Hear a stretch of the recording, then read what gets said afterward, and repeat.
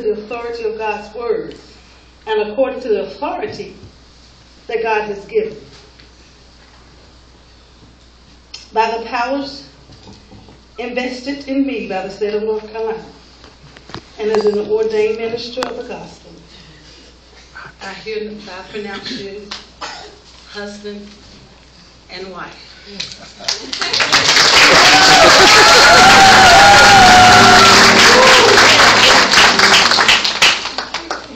What God has joined together, let no man ever make any attempt to put asunder.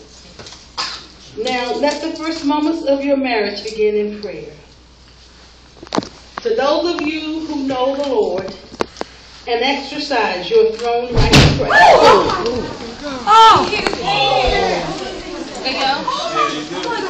Hold on. Watch how much moving. He just said lay him flat. Lay him flat.